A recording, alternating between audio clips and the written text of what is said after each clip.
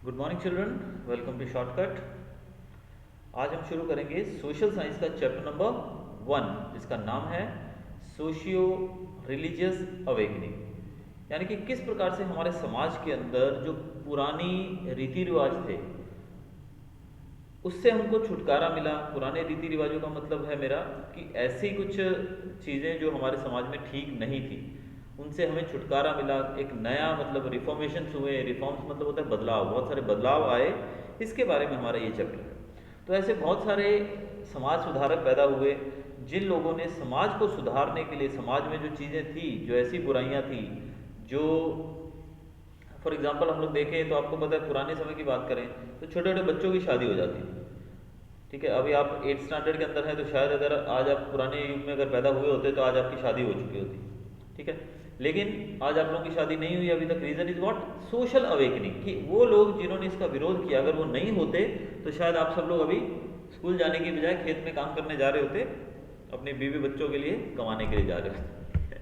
तो ये जो अवेकनिंग है ये वही अवेकनिंग है कि किस प्रकार से कुछ लोगों ने हमें इस चीज़ से बाहर निकाला है। तो ऐसे बहुत सारे लोगों के बारे में हम इस चैप्टर में पढ़ेंगे। तो चलिए शुरू करते हैं।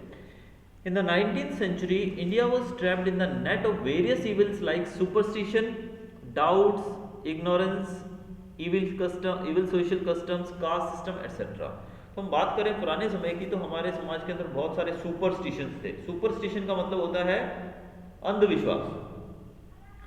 अंधविश्वास जैसे आप जानते हैं कि आज भी हम लोग मानते हैं कि बिल्ली रास्ता काट जाए तो भैया भी वो रास्ता उस आगे मत जाना, वो काम होगा ही नहीं आपका। बिल्ली को रास्ता काटना मतलब खराब मानते हैं। फिर हम लोग बोलते हैं अपने घरों के बाहर नींबू मिर्ची टांगते हैं आज भी। तो नींबू मिर्ची टांगने से अगर सब कुछ ठीक होता तो फिर तो सब लोग नींबू मिर्ची टांग के नींबू का पेड़ लगा देंगे ना घर के बाहर, और मिर्ची का पेड़ लगा देंगे। तो इस तरीके से ये सुपरस्टिशंस, जैसे गुरुवार को बाल नहीं कटवाने हैं, शनिवार को बालों में तेल नहीं डालना है, ये करना वो करना, तो ये ऐसे जो पाखंड थे उन सब चीज़ों से छुटकारा दिलवाने में इन लोगों ने हमें मदद की। तो सुपरस्टिशन से छुटकारा दिलाया। डाउट्स, हमारे जो डाउट मतलब दूसरे के ऊपर शक करना या किसी भी चीज़ पे शक, जैसे कि हम कोई भी काम करने वाले मुहूर्त निकालते हैं, भाई मुहूर्त निकालेंगे, अगर मुहूर्त गलत आ गया तो हम सोचेंगे यार ये काम तो होगा ही नहीं। इस कारण से हम क्या करते हैं, उस काम को छोड़ देते हैं। डाउट हो जाता है भी नहीं। अगर आपको नई गाड़ी लेनी है, किसी बंदे ने बोल दिया कि भाई इस तारीख के बाद आप गाड़ी लोगे तो अच्छा नहीं है, शुभ नहीं है, तो ऑटोमेटिकली आपके मन में एक वहम हो जाएगा, डाउट आ जाएगा। आप अगर उसके बाद गाड़ी लेते भी हो तो ज़रूर आप एक्सीडेंट होगा या कुछ ना कुछ होगा, और आपके मन में शंका हो जाएगी भाई उसकी वजह से हुआ। लेकिन एक्सीडेंट क्यों हुआ? क्योंकि आप गलत चल रहे थे, स्पीड में चल रहे थे, इसलिए हुआ। लेकिन आप उसको उस चीज़ से जोड़ के देखोगे कि भाई इस वजह से हुआ। इग्नोरेंस, इग्नोरेंस मतलब अज्ञानता, यानी कि लोग ज्ञान नहीं है लोगों के पास। लोग मतलब ज्ञान की कमी है, बात कुछ भी समझ नहीं आती है लेकिन उसको बताते बहुत हैं, यानी कि दूसरों को सलाह देते हैं, तो खुद अज्ञानी हैं। तो हमारे लोग जो है इस प्रकार से थे। फिर इविल सोशल कस्टम्स, हमारे जो रीति रिवाज थे, सामाजिक रीति रिवाज, शादी करना मैंने बोला जैसे चाइल्ड मैरिज, ऐसी चीज़ें थी। फिर कास्ट सिस्टम, कास्ट सिस्टम तो बहुत ज़्यादा प्रिवलेंट था। भाई ये हाई कास्ट का है, ये लो कास्ट का है, ऐसी चीज़ें हमें बहुत सारी देखने को मिलती थी पुराने समय में। जो गांव के अंदर जो लोग होते थे उनमें सबसे ऊंचे माने जाते थे ब्राह्मण्स, फिर अपने क्षत्रिय बोले जाते थे जिनका काम होता था युद्ध लड़ना। फिर उसके बाद वैश्याज आते थे, फिर शूद्राज आते थे जो छोटे मोटे काम करते थे। और उन लोग रहते कहाँ थे? गांव के बाहर उनको बसाया था, छोटे काम करने वाले लोग। तो ये सब चीज़ों से हमें छुटकारा मिला। The condition of women was worst in this narrow and narrow minded society. अब इस सोसाइटी के अंदर महिलाओं की जो स्थिति थी वो तो बिल्कुल ही ख़राब थी, क्योंकि हमारी सोच कैसी थी? लड़कियां पढ़ेंगी नहीं, लड़कियां घर से बाहर नहीं जाएंगी, लड़कियां पर्दे में रहेंगी, घूंघट निकाल के रखते हैं बहुत सारी महिलाएं। आप आज भी देखते होंगे कुछ कल्चर्स के अंदर आज भी ऐसा है। तो महिलाएं जो हैं अपने पति के सामने भी घूंघट में रहेंगी, घर में कोई दादा दादी हैं तो उनके सामने भी घूंघट में रहेंगी, अगर बड़े भाई हैं, जेठ जो बोलते हैं हम लोग, तो उनके सामने भी घूंघट में रहेंगी। तो ये चीज़ें, यानी कि महिलाओं के ऊपर तो बहुत सारे रिस्ट्रिक्शंस हैं। Various evil customs were wide spread in our society like customs of दूध पीती। अब जैसे दूध पीती की बात करें, दूध पीती आपको पता नहीं होगा क्या है, लेकिन दूध पीती का मतलब जब लड़की पैदा होती थी उसको दूध में डुबो के मार दिया जाता, उसको बोलते थे दूध पीती। ये एक प्रथा थी, क्योंकि पुराने समय में हमारे यहाँ पे लड़की का पैदा होना अच्छा नहीं समझा जाता था। इस कारण से जो जिसके घर लड़की पैदा हुई वो क्या करेंगे, तुरंत बाल्टी भर के दूध की उसमें बच्ची को डुबो देंगे और बच्ची की मौत हो जाएगी। इसी को दूध पीती कहा जाता है। अच्छा सिस्टम था ये? बिल्कुल भी नहीं। लेकिन फिर भी ये चलता था हमारे देश में, तो इसको बैन करना बहुत ज़रूरी था, तो किया गया। फिर सती सिस्टम। अब भाई हमारे ज़्यादातर जो लोग थे सेना में भर्ती थे, थोड़े बहुत किसान होते थे। अब भाई किसी की शादी हुई, अभी भी 10 दिन पहले शादी हुई है और अचानक उसके पति की मृत्यु हो गई, मौत हो गई, तो उस पति की जब चिता जलाई जाएगी उसी में उसकी पत्नी को भी जला दिया जाएगा जिंदा। इसको बोलते थे सती सिस्टम। क्या ये सही सिस्टम था? बिल्कुल नहीं। तो ये भी था हमारे समाज के अंदर। फिर denial of window remarriage. Window remarriage, अब देखिए विधवा को दोबारा शादी करने का अधिकार नहीं था। अभी कोई लड़की की शादी हुई है नई और उसी टाइम हफ्ते 10 दिन में उसके पति की मौत हो गई, तो अब वो विधवा हो गई है, तो पूरी जिंदगी उसको ऐसे ही रहना पड़ेगा। पहले तो एक तो शादी जल्दी हो जाती, सपोज 15-10 साल की उम्र में शादी हुई, तो 10 साल में उसकी पति की मौत हो गई, तो 10 साल से लेके at the end of the time तक वो कैसे रहेगी? वो विधवा बनकर रहेगी, उसको दोबारा शादी करने की इजाज़त नहीं थी। लेकिन ये सब चीज़ें आज हमारे समाज में प्रचलित नहीं है। तो ये क्यों नहीं है? क्योंकि ऐसे कुछ लोग थे जिन्होंने इनको हटाने के लिए काम किया। Due to Western education, new awakening began in 19th century to remove the evil customs from the society. Revolutions started for social and religious improvements. Raja Ram Mohan Roy was the first among the reformers. अब western education के कारण, यानी कि जो European education हम कहें या westernisation की बात करें, तो वो एजुकेशन के कारण हमारे देश के अंदर भी एक नई जागरूकता आई, यानी कि लोग जो है जागरूक होने लगे। क्योंकि ये चीज़ें हमारे देश में ज़्यादा थी, विदेशों में नहीं थी, बहुत कम होता था ऐसा विदेशों में देखने को। तो इसलिए हमारे लोगों ने इन कस्टम्स को, इन पुराने रीति रिवाजों को हमारी सोसाइटी से निकालने के लिए काम करना शुरू किया। इसके लिए बहुत सारे रेवोल्यूशंस हुए, रिलीजियस मूवमेंट्स चलाए गए, इम्प्रूवमेंट्स की गई। और इनमें सबसे पहले रिफॉर्मर की बात करें तो सबसे पहले जो रिफॉर्मर का नाम आता है, रिफॉर्म का मतलब है बदलाव करना, रिफॉर्मर मतलब बदलाव करने वाला। तो सबसे पहला व्यक्ति जो इसमें शामिल हुआ रिफॉर्मर्स के तौर पे वो है राजा राम मोहन रॉय। तो ये चीज़ आपको याद रखनी है, क्वेश्चन पूछा जा सकता है। द फर्स्ट रिफॉर्मर वॉज राजा राम मोहन रॉय। तो पहले रिफॉर्मर जो थे वो राजा राम मोहन रॉय थे। First paragraph last line. इसके बाद हम पढ़ेंगे अभी कुछ राजा राम मोहन रॉय के बारे में। तो सबसे पहले हम देखते हैं इनका जन्म कहाँ हुआ था। इनका जन्म हुआ था हुगली डिस्ट्रिक्ट बंगाल में, इन राधानगर विलेज। अब डिस्ट्रिक्ट क्या है? हुगली, स्टेट बंगाल, गांव का नाम राधानगर। और कब हुआ था? 1772, 1772 में। कौन सी फैमिली में? ब्राह्मण, यानी कि ये ब्राह्मण थे।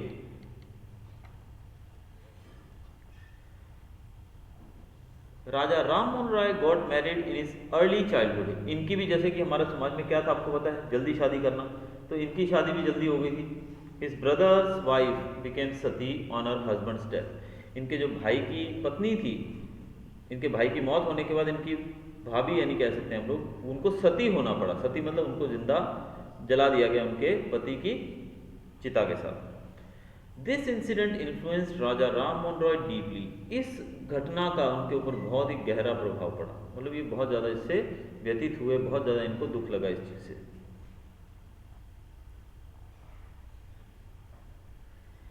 He started many reforms and protested strongly against child marriage, casteism, दूध पीती for girl child, etc. अब इस चीज़ से इतना ज़्यादा ये प्रभावित हुए, इतना ज़्यादा इनके ऊपर इनको धक्का पहुंचा कि इन्होंने बड़े ही स्ट्रांगली, बहुत ही दृढ़ता से हर एक ऐसी चीज़ का प्रोटेस्ट करने का मतलब विरोध करना शुरू किया। जैसे कि चाइल्ड मैरिज थी, कास्टिज्म था, दूध पीती थी, इन सब चीज़ों का विरोध करना शुरू किया। He started the Bengali newspaper, namely संवद Kaumudi, in 1821. इन्होंने 1821 में एक न्यूज़पेपर की शुरुआत की। उस न्यूज़पेपर का नाम था संवाद कौमुदी। ये 1821 में शुरू किया गया था। And also मिरातुल Akbar in Persian in year 1821। और इसके साथ साथ एक और इन्होंने न्यूज़पेपर शुरू किया जिसका नाम था मिरातुल अकबर, और ये पर्शियन यानी कि फारसी भाषा में लिखा जाता था। ये भी 1821 में शुरू किया गया था। इसके बाद जो इनकी जो मेन कार्य इनके द्वारा किया गया था वो ये था, ब्रह्म समाज वो established in the year 1828 AD। 1828 में इन्होंने ब्रह्म समाज की खोज की। कौन सा समाज था ये? ब्रह्मो समाज। तो ब्रह्म समाज की खोज जो थी वो इनके द्वारा की गई, स्थापना इनके द्वारा की गई, और ये जो था ये एक टर्निंग पॉइंट था। Raja Ram Mohan Roy established Hindu college in Kolkata, इन्होंने हिंदू कॉलेज बनाया कोलकाता के अंदर। He recommended many changes to British government like press independence, freedom of speech, women rights, individual independence to keep judiciary away from reforms, etc. इसके बाद इन्होंने अंग्रेज सरकार को बहुत सारे ऐसी चीज़ों के बारे में बताया जो बदलाव हमारे समाज में होने चाहिए थे, जैसे कि इन्होंने प्रेस की इंडिपेंडेंस मतलब फ्रीडम ऑफ प्रेस। आपको पता है ना, हमारी जो न्यूज़पेपर्स मीडिया जो है वो फ्री है, तो फ्रीडम ऑफ प्रेस है। फिर फ्रीडम ऑफ स्पीच कि आपको बोलने का अधिकार है। वुमेन राइट, महिलाओं को राइट्स देने के बारे में इन्होंने बताया। इसके साथ साथ इन्होंने इंडिविजुअल इंडिपेंडेंस की, हर एक व्यक्ति को कुछ ना कुछ इंडिपेंडेंस मिलना चाहिए। और जुडिशरी मतलब हमारा कोर्ट्स, न्यायतंत्र, कि कोर्ट्स को इन सब चीज़ों से दूर रखो, कि कोर्ट्स का इन चीज़ों में कुछ लेना देना नहीं है, ये हमारे पर्सनल इश्यूज हैं, हम इसमें सरकार इनको फ्रीडम दे। Raja Ram Mohan Roy started movement against sati system. इसके बाद राजा राम मोहन राय ने सती सिस्टम के खिलाफ मूवमेंट शुरू किया। इसी कारण से ब्रिटिश गवर्नर विलियम बेंटिक, यानी कि ये पहले व्यक्ति थे जिन्होंने सती प्रथा के खिलाफ आवाज उठाई, और इन्हीं के प्रयासों के कारण, इन्हीं के द्वारा जो एफर्ट्स डाले गए, इसी कारण से विलियम बेंटिक जो थे उन्होंने लॉ बनाया, कानून बनाया, बैन कर दिया सती प्रथा को, सती सिस्टम जो था उसको बैन कर दिया, उसको रद्द कर दिया। This law was framed in the year 1829, so it can be said Raja Ram Mohan Roy laid the foundation for new awakening with regard to initiating social, religious and political revolution। तो इस तरीके से हम कह सकते हैं कि राजा राम मोहन रॉय जो थे, उन्होंने उनके प्रयास के कारण 1829 में विलियम बेंटिक जो कि एक अंग्रेज गवर्नर थे, उन्होंने ये एक रूल बनाया और सती प्रथा को बैन किया। तो इस तरीके से हम मान सकते हैं कि राजा राम मोहन रॉय के द्वारा, वो पहले व्यक्ति थे जिन्होंने किसी भी प्रकार से हमारे समाज के अंदर बदलाव करने की सोची, और ऐसा वो करने में सफल भी रहे।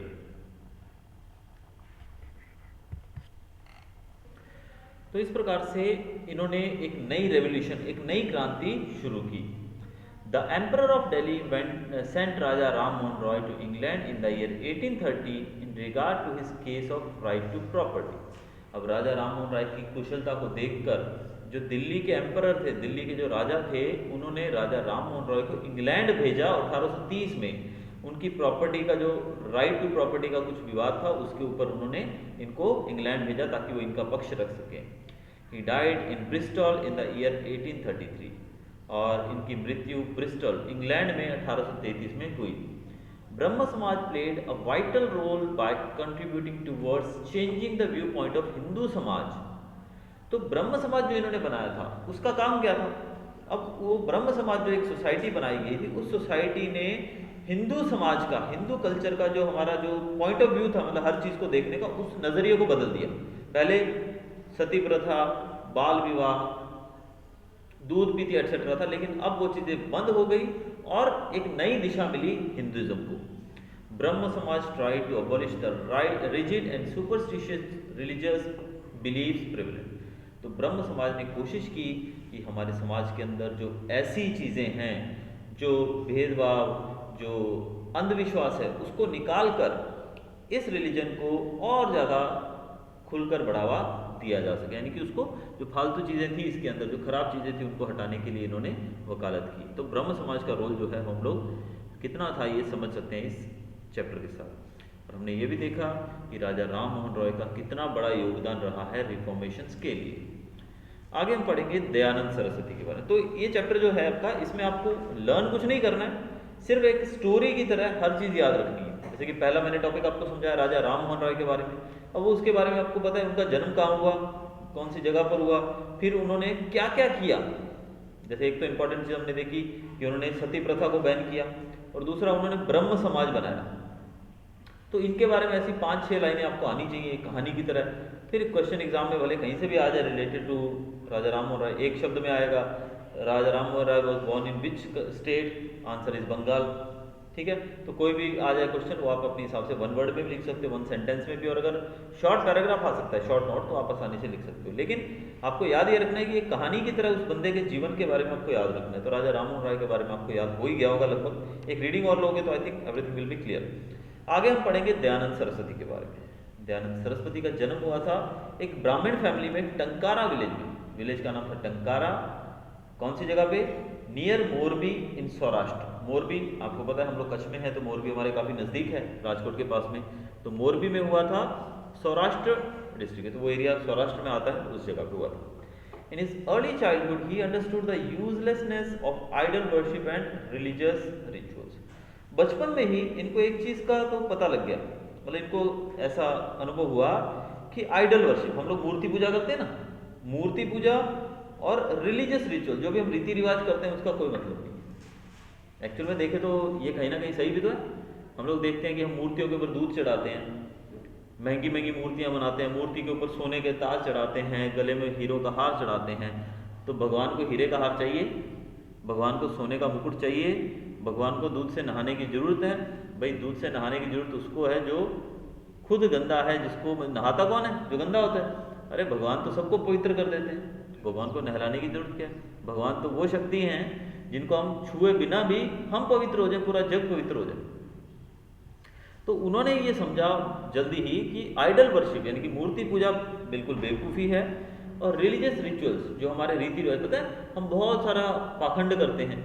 भाई पंडित जी को अभी 50 पंडितों को बुला के खाना खिलाया, उनको दक्षिणा दी, हजारों रुपया दिए, उनको कपड़े दिए, ये दिया वो दिया, ऐसे करके हम क्या सोचते हैं कि इससे भी हमारे पाप धुल जाएंगे, हमारे जो बुजुर्ग जो मर चुके हैं वो खुश हो जाएंगे। ठीक है, उससे थोड़ी खुश होने वाले हैं, उससे थोड़ी हमारे पाप धुलने वाले हैं। आप किसको खाना खिला रहे हो? उन लोगों को खिला रहे हो जिनके पास वैसे ही बहुत कुछ पड़ा है। तो पुण्य तो तब लगता है जब आप रोड साइड पे बैठे किसी भिखारी को खाना खिलाओ, उस गरीब बच्चे को खाना खिलाओ जिसके पास खाना नहीं है, तब पुण्य लगता है। तो इन्होंने ऐसी चीज़ों को खारिज करना ठीक समझा। In search of truth he sacrifice his family. इन्होंने सच की खोज करने में अपने परिवार को भी त्याग दिया, मतलब इन्होंने अपनी फैमिली छोड़ दी। He studied and practised yoga by roaming around the world for 15 years. ये 15 साल तक पूरी दुनिया में घूमते रहे और सच की खोज करते रहे, और योगा भी सीखा इन्होंने, और 15 साल तक ये पूरे दुनिया का भ्रमण करते रहे। He became सन्यासी, that is saint, and studied about Hinduism and its philosophy from Swami Virjanand in Mathura. ये स्वामी विरजानंद के पास गए जो कि मथुरा में रहते थे। उनके साथ रहकर इन्होंने हिंदुइज्म की इस फिलोसफी को पढ़ा, कि हिंदुइज्म की फिलोसफी के बारे में इन्होंने पढ़ना शुरू किया और उसको जानने की कोशिश की, और एक सन्यासी बन गए। कौन बन गए ये? सन्यासी।